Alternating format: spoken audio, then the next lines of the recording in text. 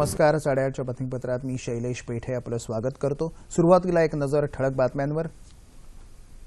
इजिप्तचे राष्ट्रपती Abdul Fateh al Sisi आज पंतप्रधान नरेंद्र मोदींना भेटणार. संरक्षण व्यापार क्षेत्रात सामंजस्य करार होण्याची अपेक्षा. वस्तू आणि सेवा कर विधेयक अंतिम मंजुरीसाठी राष्ट्रपतींकडे जाण्यासाठी सज्ज. वित्तमंत्री अरुण जेटली. राज्य शासकीय आणि इतर पात्र कर्मचाऱ्यांच्या महागाई भत्त्याच्या दरात 1 जानेवारी 2016 पासून सुधारणा करण्याचा वित्तमंत्री सुधीर मुनगंटीवार यांचा निर्णय. टॅक्सी चालकांना न्याय देण्यासाठी शासन सकारात्मक. ओला उबेर गाड्यांना नियमात बसवण्यासाठी योग्य ती कारवाई करणार. परिवहन मंत्री दिवाकर रावतेंचा पुनरुच्चार. वादग्रस्त आदर्श सोसायटीत राजकारणी अधिकाऱ्यांच्या बेनामी सदनिका असल्याच्या प्रकरणावर सीबीआयनं सादर केलेला अहवाल समाधानकारक नसल्याचं मुंबई उच्च न्यायालयाचं मत. वस्तू आणि सेवा कर कायद्याला विरोध नाही, मात्र राज्यात 35,000 कोटी रुपयांची राजकोषीय तूट असल्यामुळे महागाई वाढण्याची भीती नारायण राणेंकडून व्यक्त. आणि गणेशोत्सवाच्या काळात वाहतूक कोंडी टाळण्यासाठी गणेश भक्तांनी मुंबई गोवा राष्ट्रीय महामार्ग व्यतिरिक्त उपलब्ध पर्यायी मार्गांचा वापर करावा. रायगड जिल्हा प्रशासनाचं आवाहन. पाहूया सविस्तर वृत्त. इजिप्तचे राष्ट्रपती अब्दुल फतेह अल सिसी भारताच्या दौऱ्यावर आहेत. ते आज पंतप्रधान नरेंद्र मोदी यांची नवी दिल्लीत भेट घेणार आहेत. दोन्ही नेत्यांदरम्यान संरक्षण, दहशतवाद तसंच व्यापार क्षेत्रात महत्त्वाचे सामंजस्य करार होण्याची शक्यता आहे. अल सिसी राष्ट्रपती प्रणव मुखर्जी आणि उपराष्ट्रपती हमीद अन्सारी यांची भेट घेणार आहेत. भारत आणि इजिप्तच्या दरम्यान दृढ आर्थिक संबंध आहेत. जीएसटी अर्थात वस्तू सेवा कर दुरुस्ती विधेयकाला आतापर्यंत 16 राज्यांनी पाठिंबा दिल्यामुळे हे विधेयक राष्ट्रपती प्रणव मुखर्जी यांच्याकडे आता पाठवता येईल असं केंद्रीय वित्तमंत्री अरुण जेटली यांनी काल सांगितलं. या विधेयकामुळे देशभरात एकाच दरानं कर आकारणी होणार आहे. राष्ट्रपतींच्या मंजुरीनंतर केंद्र सरकार जीएसटी परिषदेची अधिसूचना जारी करेल. ही परिषद जीएसटीचे कर आणि उपकर आदींबाबत निर्णय घेईल. देशात डेंग्यू आणि चिकनगुनियाच्या वाढत्या प्रसाराला आळा घालण्यासाठी कॅबिनेट सचिव पी.के. सिन्हा यांच्या अध्यक्षतेखाली काल नवी दिल्लीत एक बैठक झाली. बैठकीला केंद्र सरकारची सचिव समिती तसंच स्थानिक विभागाच्या प्रतिनिधींनी भाग घेतला.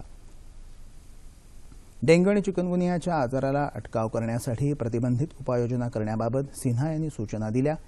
जनजागृती, औषधं, डॉक्टरांची उपलब्धता तसंच फिरत्या दवाखान्यांसारख्या उपाययोजनांची साथीवर नियंत्रण मिळवता येऊ शकेल असंही सिन्हा म्हणाले. त्याचबरोबर या उपाययोजनांवर बारकाईनं लक्ष ठेवण्यावर सिन्हा यांनी भर दिला. राष्ट्रीय स्वयंसेवक संघाबाबत आक्षेपार्ह विधान केल्याप्रकरणी राहुल गांधी यांच्याविरुद्ध दाखल केलेल्या याचिकेवरच्या सुनावणीला गैरहजर राहण्याची सवलत सर्वोच्च न्यायालयानं गांधी यांना काल नाकारली. गेली 60 वर्ष काँग्रेस पक्ष राष्ट्रीय स्वयंसेवक संघाची बदनामी करत आहे. निवडणुका आल्या की काँग्रेस पक्षातर्फे अशी आक्षेपार्ह विधानं केली जातात असं आरएसएसच्या वकिलांनी सांगितलं. केंद्र सरकारची कामगारविषयक धोरणं कामगारांच्या हिताची नसल्याचा आरोप करत देशपातळीवरील 10 कामगार संघटनांनी आज एकदिवसीय देशव्यापी संपाची हाक दिली आहे. या संपामुळे बँकिंग, दूरसंचार आणि वाहतूक या प्रमुख सेवा कोलमडण्याची शक्यता आहे. या संपामुळे बँकिंग, सार्वजनिक सेवा आणि दूरसंचार सेवा कोलमडणार आहेत. मात्र या संपात बेस्ट, एसटी बसेस, रिक्षा आणि टॅक्सी सहभागी होणार नाहीत. त्यामुळे मुंबईच्या सार्वजनिक सेवेवर ताण येणार नाही. सरकारला दिलेल्या 12 मागण्यांकडे सरकारनं दुर्लक्ष केलं असल्याचा दावा केंद्रीय कामगार संघटनांनी केला आहे.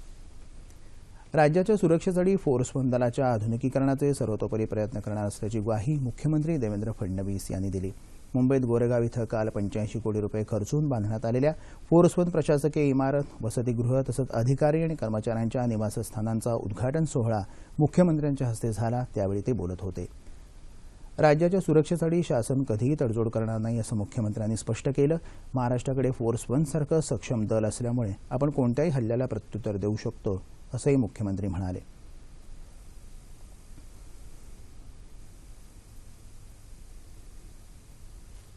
मुख्यमंत्र्यांच्या हस्ते काल पालघर जिल्ह्यातल्या मध्यवैतरणा जलाशयाचं नामकरण हिंदू हृदयसम्राट शिवसेना प्रमुख बाळासाहेब ठाकरे मध्यवैतरणा जलाशय असं करण्यात आलं. या परिसरातल्या विद्युत निर्मिती प्रकल्पातून तयार झालेली वीज मुंबईसाठी देण्यात येईल आणि हा प्रकल्प मुंबई महानगरपालिका संचलित करेल असंही मुख्यमंत्री यावेळी म्हणाले. या सोहळ्याला शिवसेनेचे कार्याध्यक्ष उद्धव ठाकरे आणि इतर मान्यवर उपस्थित होते. राज्य शासकीय आणि इतर पात्र कर्मचाऱ्यांना मंजूर करण्यात येणाऱ्या महागाई भत्त्याच्या दरात 1 जानेवारी 2016 पासून सुधारणा करण्याचा महत्त्वपूर्ण निर्णय वित्तमंत्री सुधीर मुनगंटीवार यांनी घेतला आहे. वित्त विभागानं 1 सप्टेंबर 2016 रोजी याबाबतचा शासन निर्णय निर्गमित केला आहे. 1 जानेवारी 2016 पासून सुधारित वेतन संरचनेतील मूळ वेतनावरील अनुज्ञेय महागाई भत्त्याचा दर 119% वरून 125 करण्यात यावा. 1 सप्टेंबर 2016 पासून सदर महागाई भत्त्याच्या वाढीची रक्कम रोखीनं देण्यात यावी असा निर्णय घेण्यात आला असून 1 जानेवारी 2016 ते 31 ऑगस्ट 2016 या कालावधीतील थकबाकीबाबत स्वतंत्रपणे आदेश निर्गमित करण्यात येणार आहे. मुंबईतल्या टॅक्सी चालकांना न्याय देण्यासाठी शासन सकारात्मक असून ओला उबेर गाड्यांना नियमात बसवण्यासाठी योग्य ती कार्यवाही करण्यात येईल असं परिवहन मंत्री दिवाकर रावते यांनी काल सांगितलं. टॅक्सी चालकांच्या प्रश्नांना न्याय देण्यासाठी काल अंधेरी इथल्या परिवहन कार्यालयात परिवहन मंत्री दिवाकर रावते यांच्या अध्यक्षतेखाली टॅक्सी संघटनांची बैठक झाली. त्यावेळी ते बोलत होते. यावेळी परिवहन अप्पर मुख्य सचिव सुधीर श्रीवास्तव, परिवहन आयुक्त प्रवीण गेडाम, मुंबई टॅक्सी चालक मालक सेनेचे प्रतिनिधी उपस्थित होते. टॅक्सी संघटनांच्या पदाधिकाऱ्यांनी यावेळी ओला आणि उबेर गाड्यांच्या तक्रारी मांडल्या. टॅक्सी चालकांच्या मागण्यासंदर्भात केंद्रीय रस्ते आणि परिवहन मंत्री नितीन गडकरी यांच्याशी चर्चा करण्यात आली आहे. मुख्यमंत्री देवेंद्र फडणवीस यांच्याशीही चर्चा करण्यात आली. केंद्र शासनही याबाबत सकारात्मक असून केंद्रीय मंत्री आता याबाबत निर्णय घेतील. मात्र त्याआधी मुख्यमंत्र्यांनी दिलेल्या सूचनेनुसार टॅक्सी चालकांच्या मागणीसंदर्भात निर्णय घेण्यात येईल. ओला उबेरच्या स्पर्धेत टिकण्यासाठी मोबाईल ॲप, GPS यासारख्या सेवा टॅक्सी रिक्षा युनियननं उपलब्ध करून द्याव्यात असंही रावते यांनी टॅक्सी संघटनेच्या पदाधिकाऱ्यांना सुचवलं आहे. उस्मानाबाद, बीड आणि जळगाव जिल्ह्यात मराठा समाजाच्या सर्व स्तरातल्या लोकांनी आरक्षणाच्या मागणीकरता काढलेल्या मोर्चाची गंभीर दखल घेऊन सरकारनं सर्वोच्च न्यायालयात आपली सकारात्मक भूमिका मांडावी अशी मागणी ज्येष्ठ काँग्रेस नेते नारायण राणे यांनी केली आहे. ते काल मुंबईत पत्रकारांशी बोलत होते. मराठा समाजातल्या आर्थिकदृष्ट्या मागासलेल्या तरुण युवक आणि महिलांना काँग्रेस आणि राष्ट्रवादी काँग्रेसच्या आघाडी सरकारच्या काळात नोकरी आणि शिक्षणात 16% आरक्षण दिलं होतं. मात्र युती सरकार येताच ते आरक्षण रद्द झालं असंही राणे म्हणाले. अॅट्रॉसिटी कायद्यातल्या काही कलमांचा दुरुपयोग केला जात आहे, त्यामुळे राज्यात मराठा समाजात तीव्र असंतोष पसरला आहे असंही राणे म्हणाले. वस्तू आणि सेवा कर कायद्याला विरोध नाही, मात्र राज्यात 35,000 कोटी रुपयांची राजकोषीय तूट असल्यामुळे महागाई वाढेल अशी भीती त्यांनी व्यक्त केली. राज्यात पोलीस सुरक्षित नाही तर सरकार जनतेच्या जीविताचं आणि मालमत्तेचं रक्षण कसं करणार असा सवालही राणे यांनी केला. समाजातल्या सामान्य माणसांसाठी व्यथा मांडून त्या सोडवण्यासाठी संघर्ष करण्याचं काम केंद्रीय राज्यमंत्री रामदास आठवले करत आहेत. पदाचा, मानाचा अभिनिवेश न बाळगता जमिनीवर राहून कार्य करणारे हे नेते आहेत असे गौरवोद्गार मुख्यमंत्री देवेंद्र फडणवीस यांनी काढले. केंद्रीय सामाजिक न्याय राज्यमंत्री झाल्याबद्दल आठवले यांचा मुख्यमंत्र्यांच्या हस्ते काल मुंबईत सपत्नीक नागरी सत्कार करण्यात आला. त्यावेळी ते बोलत होते.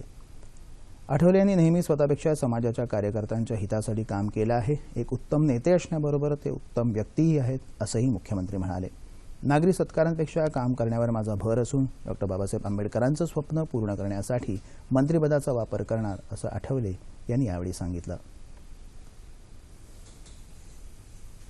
वादग्रस्त आदर्श गृहनिर्माण सोसायटीत काही राजकारणी आणि सरकारी अधिकाऱ्यांच्या बेनामी सदनिका असल्याच्या प्रकरणावर सीबीआयनं सादर केलेला अहवाल समाधानकारक नाही असं मुंबई उच्च न्यायालयानं म्हटलं आहे. या संदर्भातल्या जनहित याचिकेच्या सुनावणीदरम्यान येत्या 28 सप्टेंबरपर्यंत नव्यानं अहवाल सादर करण्याचे आदेश न्यायालयानं सीबीआयला दिले. आदर्श सोसायटीच्या कागदपत्रांमध्ये फेरफार करून 2 शासकीय अधिकाऱ्यांनी सदनिका मिळवल्याचा आरोप याचिकाकर्त्यानं केला असून त्यांची नावं उघड व्हावीत अशी मागणीही केली आहे. गणेशोत्सवाच्या काळात परिसर स्वच्छतेचं भान सर्वांनी बाळगावं याविषयी जनजागृती करण्याच्या उद्देशानं कोल्हापूर इथं काल एका कार्यशाळेचं आयोजन करण्यात आलं होतं. यशवंतराव चव्हाण महाराष्ट्र मुक्त विद्यापीठ आणि महावीर महाविद्यालयानं स्वच्छ भारत अभियानाअंतर्गत सार्वजनिक गणेशोत्सव मंडळाच्या प्रतिनिधींना याविषयी मार्गदर्शन केलं. कोल्हापूरची जीवनदायिनी असलेल्या पंचगंगा नदीचं संवर्धन करण्याची जबाबदारी प्रत्येक नागरिकाची असून गणेश विसर्जन करतेवेळी पर्यावरणाची हानी होणार नाही याची काळजी घ्यावी असं प्राचार्य RP लोखंडे यांनी यावेळी सांगितलं. गणेश मंडळांनी मूर्तीदान करून नदीत होणारं संभाव्य प्रदूषण कमी करावं असे ते म्हणाले. कोणत्याही देशाची प्रगती व्हायची असेल तर त्या देशातली शिक्षण व्यवस्था सक्षम हवी. प्राथमिक शिक्षण सक्तीचं करणारा कायदा आपण केला. बदलत्या काळानुसार शैक्षणिक धोरणात वेळोवेळी बदलही झाले. ही ज्ञानगंगा शेवटच्या मुलापर्यंत पोहोचवण्यासाठी सुरू झाल्या रात्रशाळा. उत्तम दर्जाचं शिक्षण रात्रशाळेच्या माध्यमातून देण्याचा निर्धार केला मासूम या संस्थेनं.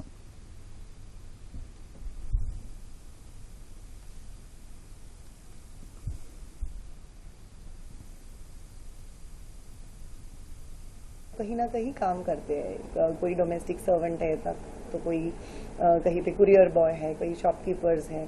तो ऐसे बच्चे यहाँ पे पढ़ने आते हैं, बहुत ही सेल्फ मोटिवेटेड है। वो यहाँ पे नाइट स्कूल्स में इसलिए पढ़ने नहीं आते क्योंकि उनके पेरेंट्स ने भेजा है, इसलिए पढ़ने आते हैं क्योंकि उनको 10वीं की परीक्षा पास करनी है, उनको आगे जाके अच्छी नौकरी में जाना है, इसलिए वो आते हैं। सध्या मुंबईत मासूमच्या वतीनं 10 रात्रशाळा चालवल्या जातात. दिवसा कष्ट करणारे या मुलांचे हात रात्री संगणकावर फिरतात. शिकण्याची जिद्द मनात बाळगणाऱ्यांसाठी रात्रशाळेच्या रूपानं मासूमनं एक नवा प्रकाश आणला आहे. नागरिकांना पारपत्र अर्थात पासपोर्ट लवकरात लवकर मिळावेत याकरता परराष्ट्र मंत्रालयानं पारपत्र विभागाचा विस्तार करण्याचा निर्णय घेतला आहे. या अंतर्गत सोलापूर, पुणे, सातारा, सांगली, कोल्हापूर आणि अहमदनगर या 6 जिल्ह्यांसाठी सोलापूर जिल्ह्यात येत्या महिनाभरात पारपत्र कार्यालय सुरू केले जाणार असल्याची माहिती प्रादेशिक पारपत्र अधिकारी अतुल गोतसुर्वे यांनी दिली. या संदर्भात सोलापूर शहरातील रिपेन हॉल ही महापालिकेची जागा पारपत्र केंद्रासाठी उपलब्ध करून देण्यासंबंधी सोलापूर महानगरपालिका आणि पारपत्र विभाग यांच्यात काल 5 वर्षांसाठी करारही करण्यात आला असल्याची माहिती गोतसुर्वे यांनी दिली आहे. अवयवदान अभियानात कोल्हापूर जिल्ह्याचं कार्य सर्वात चांगलं असून यातूनच प्रेरणा घेऊन अवयवदानासाठी लोक पुढे येतील असा विश्वास कोल्हापूरचे जिल्हाधिकारी डॉक्टर अमित सैनी यांनी व्यक्त केला आहे. महाअवयवदान अभियानांतर्गत कार्यक्रमात ते काल कोल्हापूर इथं बोलत होते. अवयवदानाचे अर्ज भरणाऱ्यांनी आपल्या नातेवाईकांमध्येही याबाबत सजगता निर्माण करावी असं आवाहन सैनी यांनी केलं. बीड जिल्ह्यातही महाअवयवदान अभियानानिमित्त काल वॉकेथॉन रॅलीचं आयोजन करण्यात आलं होतं. जिल्हा सामान्य रुग्णालयाजवळून सुरू झालेल्या रॅलीत विद्यार्थी मोठ्या संख्येनं सहभागी झाले होते.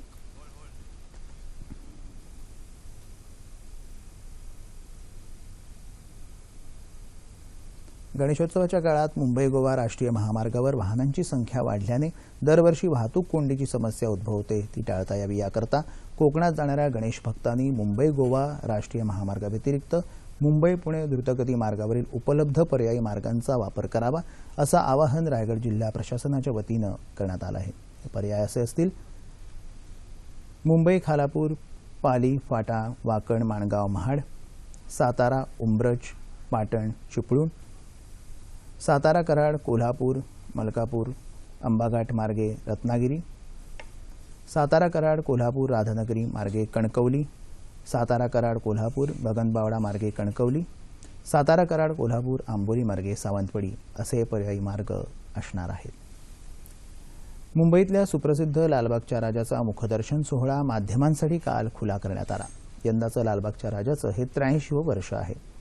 मूर्तिकार संतोष कांबळी यांनी गणरायाची मूर्ती साकारली असून त्यांच्या घराण्यातील ही 3री पिढी आहे. कला दिग्दर्शक नितीन देसाई यांनी आकर्षक सभामंडप आणि देखाव्याची निर्मिती केली आहे. सुरक्षेच्या कारणासाठी या परिसरात ठिकठिकाणी सीसीटीव्ही बसवण्यात आले आहेत. विसर्जनासाठी गणेश मूर्ती काढता यावी यासाठी यंदा हायड्रॉलिक चेअरचा वापर करण्यात आला आहे अशी माहिती लालबागचा राजा गणेश मंडळाचे सचिव सुधीर साळवी यांनी दिली. गणेशोत्सव जसा जवळ येतोय तसतसा लोकांमधला उत्साह देखील वाढत चाललाय. दादर, परळ, लालबागसह मुंबईत इतर ठिकाणी खरेदीसाठी लोकांची गर्दी वाढते. गणपतीच्या सजावटीपासून गृहोपयोगी वस्तू तसंच कपडे दागिन्यांची खरेदी जोरात सुरू आहे. दादर परळ परिसर अगदी गजबजून गेला असून लोक उत्साहानं खरेदी करताना दिसत आहेत.